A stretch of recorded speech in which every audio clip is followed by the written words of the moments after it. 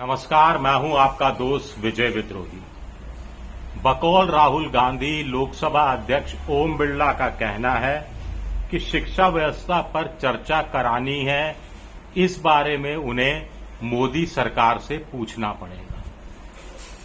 उधर जंतर मंतर में जुटे 18, 20, 22 साल के लड़के लड़कियों का कहना है कि जंतर मंतर आने के लिए उन्हें मोदी सरकार से पूछने की कोई जरूरत नहीं है, प्रधानमंत्री मोदी से इजाजत लेने की जरूरत नहीं है। ये इनका हौसला है। राहुल गांधी कह रहे हैं कि जंतर मंतर पर लाठियां शिक्षा मंत्री धर्मेंद्र प्रधान ने नहीं भांजी, ये लाठियां दिल्ली पुलिस ने चलाई जो गृह मंत्री के तहत आती हैं और वो गृह मंत्री प्रधानमंत्री को रिपोर्ट करते हैं, लिहाजा इनके इस्तीफे होने चाहिए। यानी बात अब आगे बढ़ चुकी है।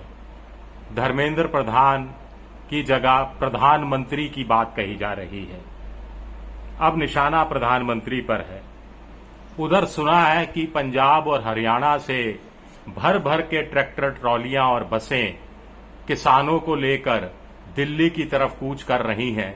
हरियाणा में जगह जगह जाम किया गया है। स्टेट जो हाईवे होते हैं और नेशनल हाईवे पर भी पाबंदियां लगाई गई हैं।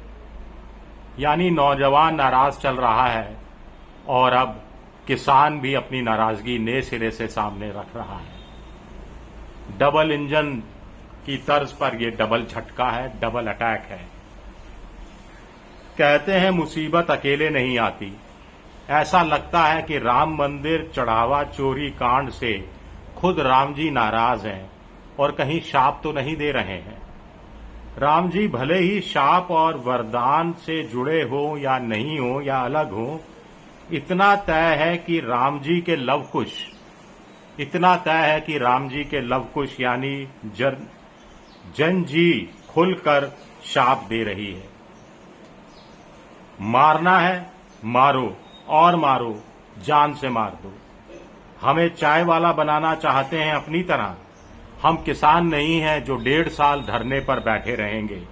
स्टूडेंट के लिए 1.5 साल उसकी जिंदगी और मौत के लिए बहुत बड़ा होता है। उसका करियर बनाने की दिशा में 1.5 साल का महत्व बहुत होता है। हम भी 2 साल बाद 18 साल के होंगे। हमें भी वोट देने का अधिकार मिलेगा। तब हम सबक सिखाएंगे। सबके सब एक थैली के चट्टे बट्टे हैं।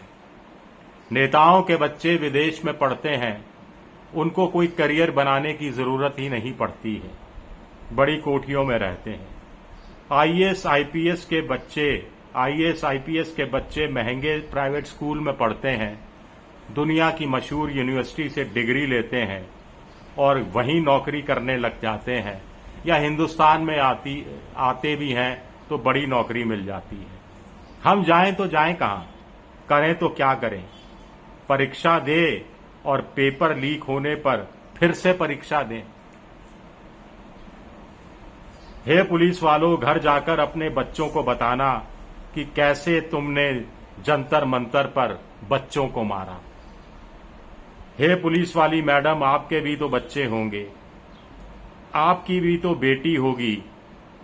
अगर कोई उसे थाने ले जाकर नंगा करके मारने की धमकी दे तो आप पर क्या गुजरेगी? हे पुलिस वालों, ऊपर का आदेश था लाठी चलाने का, लेकिन लाठी इतनी जोर से क्यों मारी? किसी का सर फूटा, किसी का कंधा, किसी के घुटनों पर मारा तो किसी का पिछवाड़ा सुजा दिया। निहत्तों को तो युद्ध में भी नहीं मारा जाता। क्या कोई सरकार में ये सब सुन रहा है? क्या कोई ये सब सुनकर सरकार को सुना रहा है? क्या सरकार सुनने की इच्छुक है? क्या अगले 6 महीने में होने वाले उत्तर प्रदेश, पंजाब, उत्तराखंड जैसे राज्यों की विधानसभा चुनाव में जो होंगे, उसमें लाठी की आवाज सुनाई देगी क्या? लंदन में प्रवासी भारतीयों तक जन जी की गुहार सुनी जा रही है, लेकिन साथ लोक कल्याण और कर्तव्य पथ में ये आवाजें गूंगी क्यों हो गई है, अपने आप में एक ये बड़ा सवाल उठता है। जंतर मंतर का एक दृश्य तो रुला देने वाला है। मूक बधिर बच्चे अपनी साइन लैंग्वेज में एक सरकार को सुना रहे थे, लेकिन सरकार पूरी तरह से गूंगी बहरी हो गई है। सरकार अगर सोच रही है कि 1-2 दिन का हंगामा है, तो क्या वो भारी गलतफहमी में है? सन्नाटे की भी एक आवाज होती है। कहने को तो कहा जाता है कि ऊपर वाले यानी राम जी की लाठी बेआवाज होती है। तो ओम बिरला कह रहे हैं कि सरकार से पूछेंगे, सरकार से मतलब किस तरफ है सब जानते हैं। मंत्री या तो चुप रहते हैं या फिर कहते हैं कि सरकार की सुननी है, सरकार की हाँ में हाँ हमें मिलानी है। अफसरशाही कहती है जिसकी खाओ बाजरी उसकी लगाओ हाजिरी। लेकिन जनजी ने साफ कर दिया है, चेतावनी दे डाली है कि बस बहुत हुआ, बहुत सुन चुके, बहुत सहन कर चुके। कमर, पीठ, हाथ पैरों पर पड़ी लाठियों को जनजी भूलेगी नहीं। सब कुछ रिकॉर्ड में है, हमेशा हमेशा के लिए सब कुछ रिकॉर्ड में दर्ज हो गया है। जब जब चुनाव आएंगे तब तब फिर जंतर मंतर याद आएगा। इंस्टाग्राम आंदोलन है जिसे हम कह सकते हैं मोटे तौर पर। अन्ना का जो 2011 का आंदोलन था वो टेलीवाइज्ड आंदोलन था। उसमें बड़े बड़े कैमरे थे, जिमी जिब लगी हुई थी, बड़े बड़े चैनलों के बड़े बड़े एंकर मौजूद थे। यहां बड़े बड़े चैनलों के बड़े बड़े एंकर जंतर मंतर से दूर हैं, जिमी जिब भी लगी हुई नहीं है। लेकिन सबके हाथ में मोबाइल है, मोबाइल से धड़ाधड़ वीडियो बन रहा है, इंस्टाग्राम पर वो वीडियो डाला जा रहा है और उसकी चर्चा हो रही है। और ये एक ऐसा रिकॉर्ड है जो खुद ही सर्कुलेट होता है, खुद ही वीडियो वायरल होता जाता है। लोग इसको फॉरवर्ड करते जाते हैं, ग्रुप्स में डालते जाते हैं।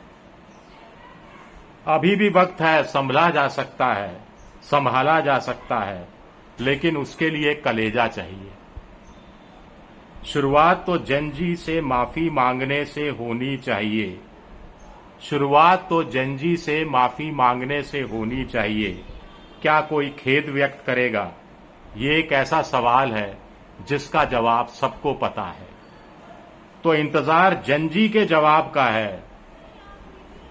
फिलहाल तो जनजी कह रहा है, साडा हक एथे रख, साडा हक एथे रख। शुक्रिया मेरा वीडियो देखने के लिए। पसंद आए तो लाइक कीजिए, सब्सक्राइब कीजिए, शेयर कीजिए। शुक्रिया।